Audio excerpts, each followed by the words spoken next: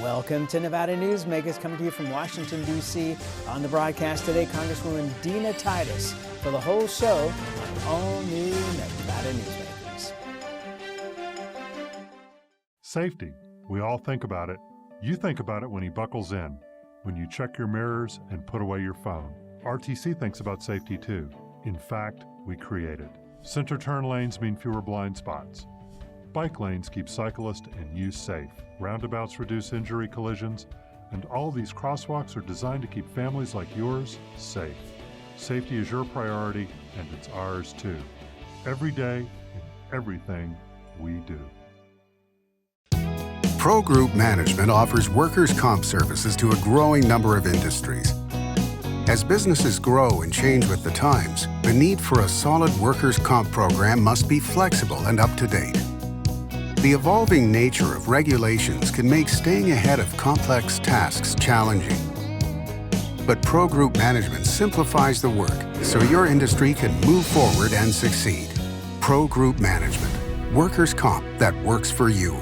Truck drivers are some of the hardest working people you'll meet, delivering over 70% of America's freight and 92% of Nevada's. When there's a natural disaster, they're delivering critical supplies to help those communities recover and rebuild. Every sector of the economy and our nation's military rely on truck drivers. So let's take a moment to say thank you. On the open road or city streets, our truck drivers are rolling to make our economy and our nation stronger. Trucking moves America forward. The 7th Annual Nevada Newsmakers Goes to Washington is brought to you by Pro Group Management, workers' comp that works for you.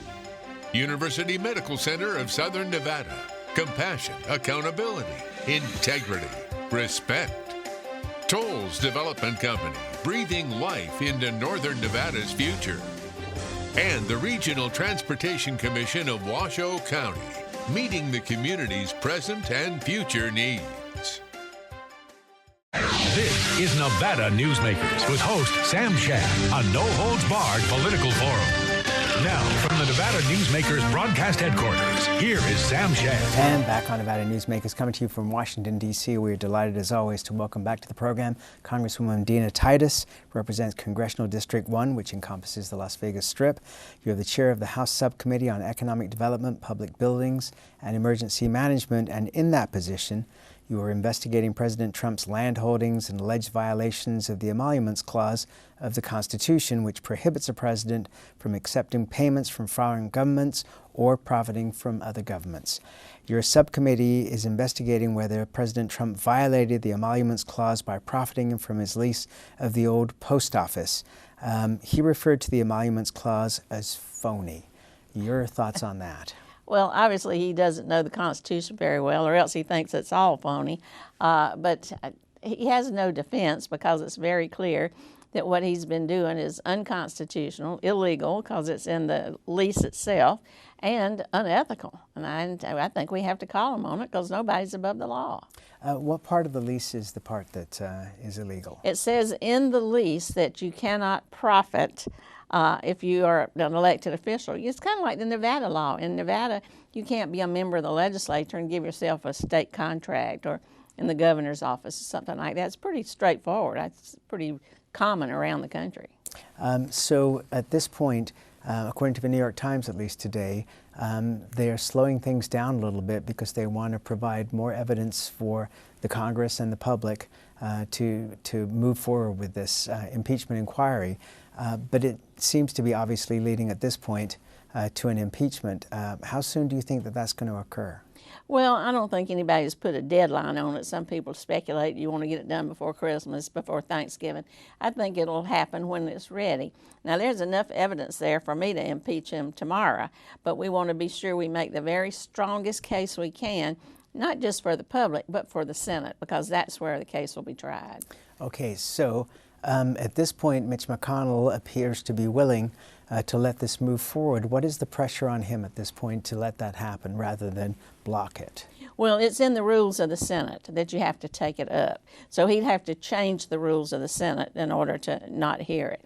How they hear it will be up to him, how long they take, when they do it. He's even said maybe they'd work on weekends to do it. So I think the pressure is mounting. Not only do you see public opinion polls that show the majority of people in favor of it, but it's going to come out pretty strong on the House side. So I don't think he can duck and run. As you know, this is a political process, even though it comes off as a legal process. How do you think this is going to play with the public?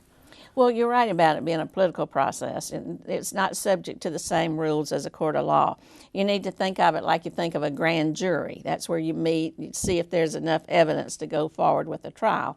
The House does that function, that's impeachment, and then the Senate does the trial part. Politically, some people say, oh, this just plays to Trump's base and makes them stronger. Well, his base has only ever been in the 30%, so it's not gaining him any points. I think it works to the Democrats' advantage because the more information that comes out, any reasonable person would think that this is wrong, and so some of those swing voters and moderate Republicans, I think, will vote with the Democrats. But this isn't just about politics, Sam. This is about the Constitution. Do you feel in your conversations that there are more Republicans like Mitt Romney that may lean over towards the Democrat side in this? I think you may see more coming on board. You know, once it starts to drip, drip, drip, it moves faster. You've got some vulnerable Republicans, especially in the Senate. Look at Maine, look at Colorado. Some of them, if you lay out the case, and we're certainly doing that, and the president's doing it himself, and Mulvaney, his chief of staff, is doing it, I believe it'll be hard to say no. In spite of this, you're seeing the president having these rallies with not only thousands of people, but tens of thousands of people showing up. Is this politics, or do you believe it's entertainment? Well, with the president, it's always been entertainment, and the number who are showing up now aren't greater than the number who showed up before. It's the same people with the same red hat. So his momentum is not getting greater with the information that comes out. That's why they walk back some of the statements that they made, like Mulvaney did, or why you hear rumblings from the White House that he's worried about his legacy, or why you see some members of the administration now being more willing to speak out. Do you see this, in the end, because of the amount of money that President Trump is raising, more money than any other president has at this point in a re-election campaign, that he will use this and just say, you know, everybody's against me, but, you know, you're all with me, and look at the economy, look at the job numbers, you know, the country is succeeding, why would you want to change things? Well, and that will probably be his campaign strategy. You know, it's hard to speak for him. 1 minute it's one thing, 1 minute it's the next. But I just don't think that's going to be effective. He'll have a lot of money. He has a lot of rich friends who want to keep him in office because they've gotten richer under his administration. But right now, you know, the Democrats don't have just one candidate. We're going through the selection process. Once that solidifies and we have one candidate, I think the Democrats will have the resources they need to counter the president. But the president's trying to get help from foreign countries to augment the money that he's raising. So he'll be a tough opponent, but the public is just ready for him to go. Well, a certain sector of the public. Right. I mean, you know, the majority. As you know, because you speak to people on both sides of the aisle when you're back in your district, Right. Business people are very happy with the economy, and there are a lot of people that are very happy with the economy. You know, going back, you know, to James Carville, "It's the economy, stupid," was his phrase. Do you not see a pushback from those communities that are very happy with the pushback on regulations, with the cuts in taxes, that whether they say it public or not, they may not like what the president tweets, but they like what has been the response to his actions? Well, I think certainly they don't want to invite him over for dinner because no matter telling what he might say in front of their children. Now, some of the rich people like it, his policy, because they've gotten richer, like I said. But even if the economy is doing fairly well, the gap between the haves and the have-nots has grown. So I hear more from people saying, well, if the economy is so great, how come I hadn't gotten a raise? Or if the economy is so great, how come I have to spend so much money for health care? It's those kinds of questions that are put in contrast to the growing economy that people are more focused on. All right, let's take a break. More with Congresswoman Dina Titus when we come back. Tamarack Junction is South Reno's hotspot with over 450 of the latest slots and video games. Sully's Sports Bar, the Dining Car Restaurant, William Hill Sportsbook, and the Tamarack Steakhouse and Lounge. We're just north of the Summit Mall in South Virginia. Yeah. Ahern Rentals began as Signal Gas Station on Las Vegas Boulevard. Founder John Ahern grew the business by offering rentals. His son Don built on John's legacy, growing Ahern Rentals into the largest independently owned American rental company, with 89 locations in 30 states. Don also brought his experience and vision to equipment manufacturing with Extreme Manufacturing and Snorkel. Today, Ahern Rentals continues to bring its family values to a new generation. Learn more at ahern.com. Hi, I'm Eric Robnett, owner of Home Energy Experts. Has this ever happened to you? Honey, did you remember to turn down the thermostat? Forgetting to set the temperature? Not fun. We can help. Our new smart thermostat keeps the temperature set for your comfort all by itself. I'm feeling hot now. To increase your comfort, go to homeenergyexperts.com for details. That's homeenergyexperts.com. The signs and symptoms of cataracts can start out small with subtle changes in your vision. So don't wait. Be proactive and take your vision into your own hands. If you're experiencing the onset of cataracts or just have questions, contact your eye care professional or call Eye Care Associates of Nevada today. Dr. Hiss has years of experience specializing in the surgical correction of eye disorders and has completed over 84,000 vision correcting procedures. At Eye Care Associates of Nevada, we'll change the way you look at the world. The Tamarack Junction Steakhouse is known for signature steaks, handcrafted cocktails, and world-class wines. Join us Thursdays and Friday nights from 4:30 to 6:30 in the Steakhouse Lounge for live music, gourmet plates, and well-priced wines, just north of the Summit Mall on South Virginia. This is Nevada Newsmakers. And back on Nevada Newsmakers, we continue our conversation with Congresswoman Dina Titus of CD1.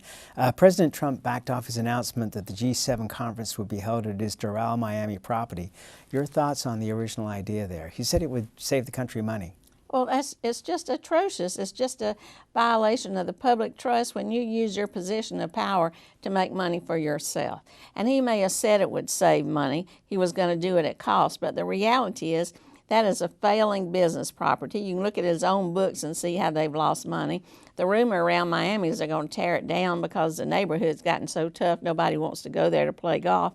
And even if you put people in there at cost, they will be filling up rooms that would ordinarily be empty. So he can't say you wasn't going to profit from it. And also remember, Mulvaney wasn't going to show the public or the Congress the process they went through to decide that Doral was the best place. Now that tells you something.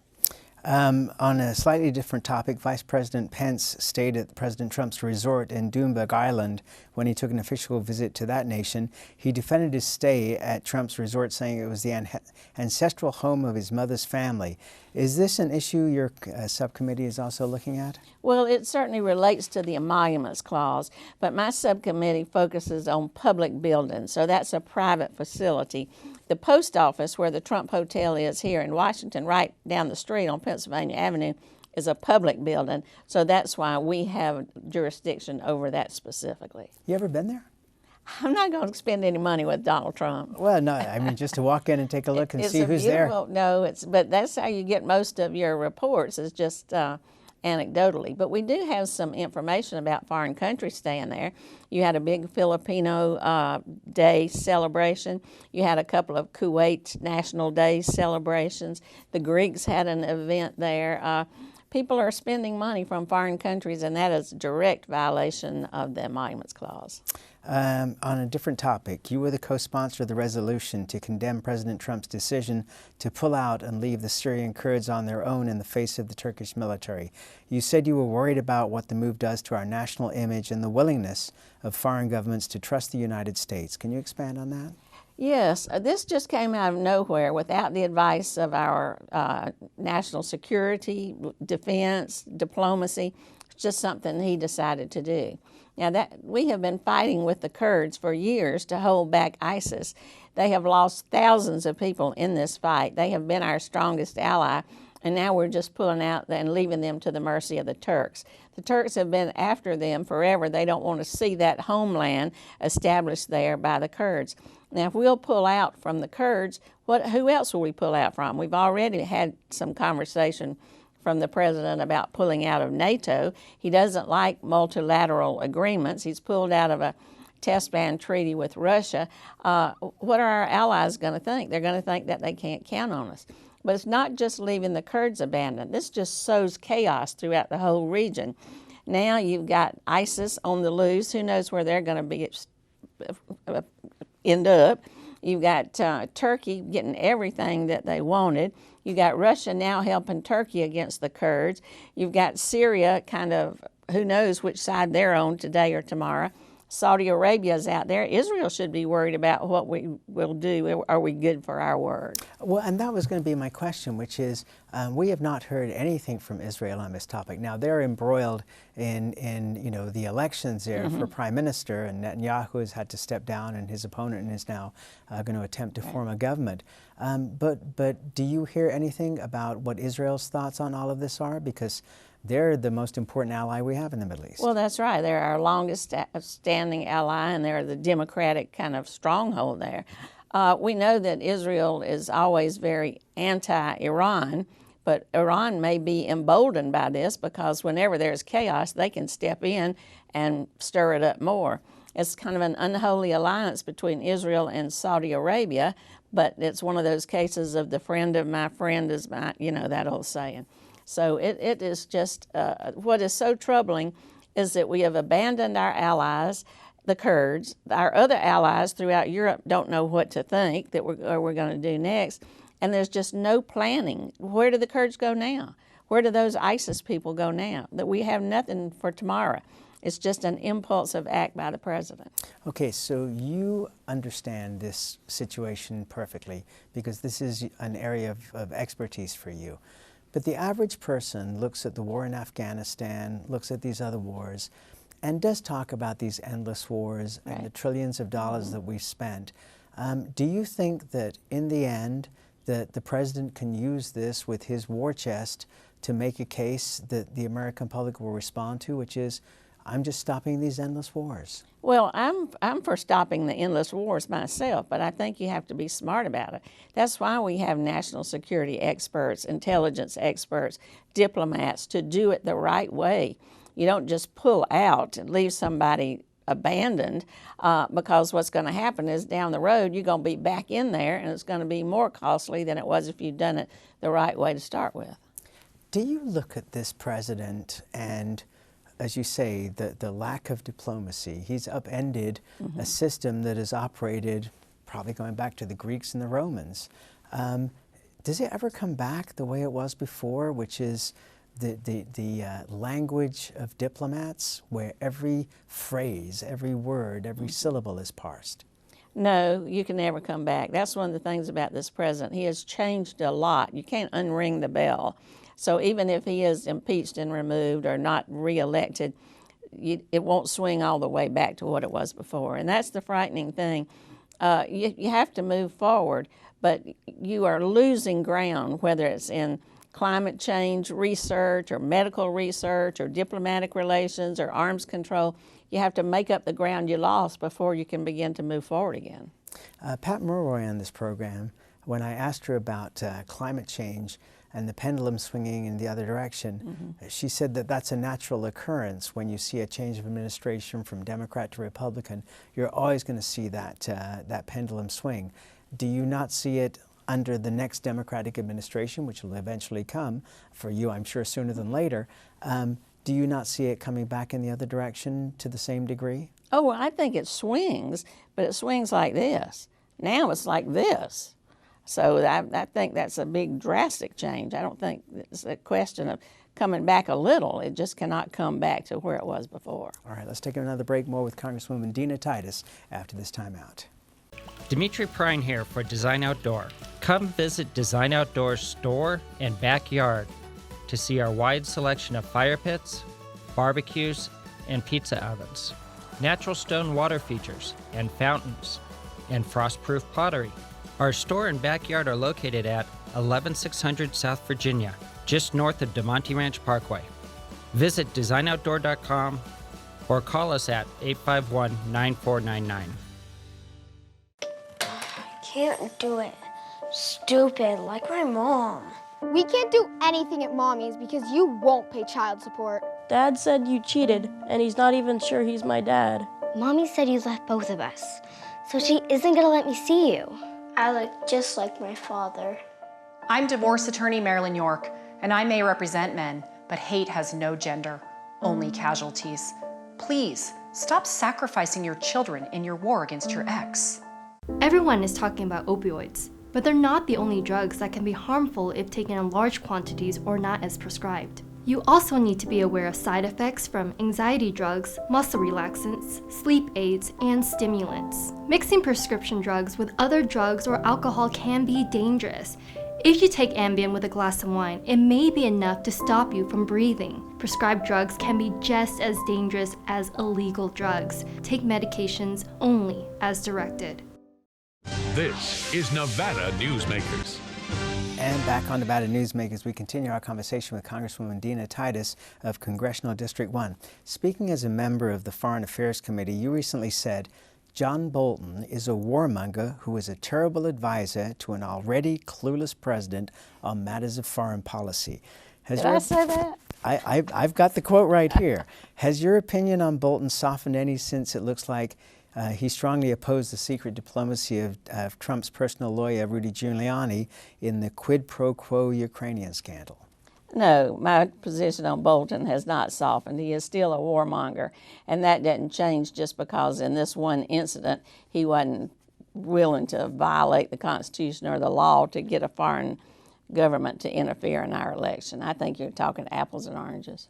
Okay, he's going to be, or will he be summoned to testify? Possibly. I don't know who all the chairman plans to bring in. If they think they need any evidence he has, he will, because they're going to be scheduling depositions through next week, too. What would you want to hear from him? Well, just what we hear from all the other people. What do you know? When did you know it? How did you find out? Is there something in particular that you think that he knows that you can get him to speak to? Well, he's been in a position that's close to some of the players, so he may have maybe a nuanced view or something else to add. Right now, we pretty much have the facts. It's just kind of getting the icing on the cake. What do you make of President Trump's strong support from evangelicals, despite being married 3 times, his comments about women, and payments to a porn star with whom he had an affair while married? Well, I think evangelicals are very pleased with the president's appointment to the court. He's appointed very anti-abortion judges, and I think that's a priority for them. What is our challenge is on the other side, he said that this is a priority, so Democrats and more liberal people need to realize what a difference that makes and try to get somebody in office who won't make that sort of appointments. Have you endorsed a presidential candidate yet?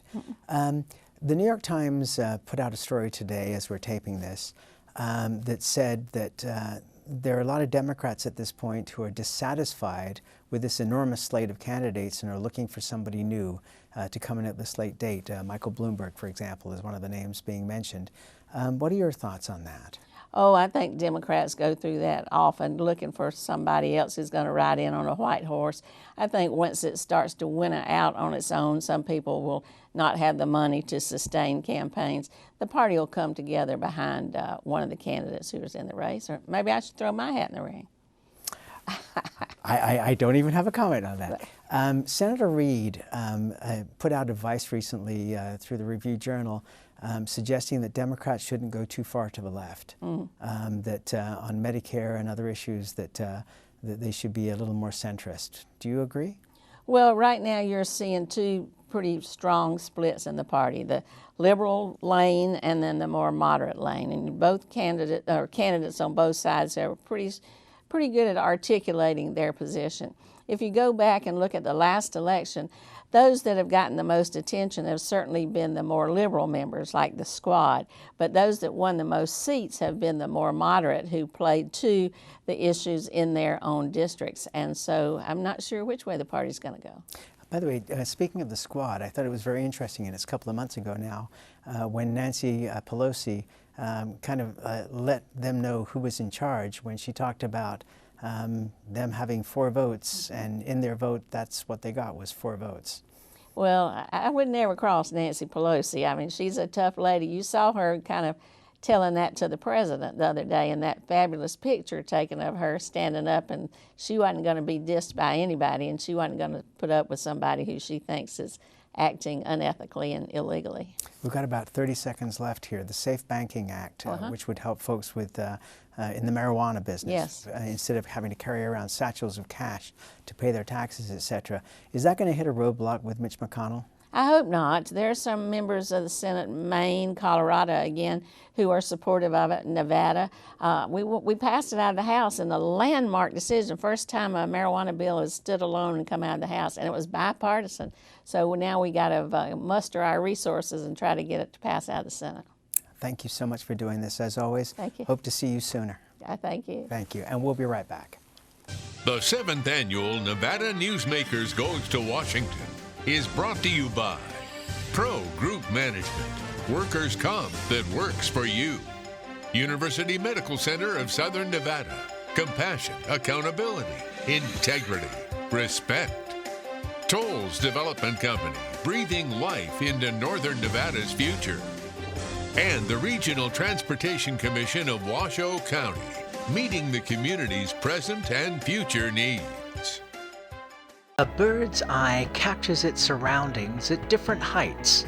At Brian Culpa Photography, we can make your imagination soar over buildings, parks, cityscapes, and beyond. Brian's images tell the story and get the job done. If you need a new perspective to tell your story, contact Brian today. Brian Culpa Photography. Experience the bird's eye view at brianculpaphotography.com. Hi, my name's Marilyn Miner, and I'm sure you'd agree that Nevada's a very special place to live. I was born here, and my husband and I have raised our family here. I feel it's a privilege to live and work in the Truckee Meadows. I especially enjoy helping my clients reach their real estate goals. Sometimes the smallest details provide the greatest satisfaction. I'd be complimented to talk to you about your next move. Call Marilyn Miner at Dixon Realty, 742-1280, or log on to marilynminer.com. St. Ives Florist, for every holiday and every special occasion, for romance. Custom home design. We have the largest selection of fresh flowers in Northern Nevada, and we also offer a large selection of unique gift items. Come see me, Lori Ann, at St. Ives Florist, 700 South Wells Avenue, or call me at 333-9190. Pro Group Management specializes in providing industries with the necessary components to satisfy and exceed workers' comp requirements. Every business has unique needs and specific regulations. Pro Group Management stays ahead of the curve, providing up-to-date services to keep your industry in top form. Discover how we simplify your tasks, improve efficiency, and reduce expense to keep you moving in a positive direction. Pro Group Management, workers' comp that works for you. Thanks for watching Nevada Newsmakers. More to come from our congressional delegation on the next Nevada Newsmakers. We'll see you then.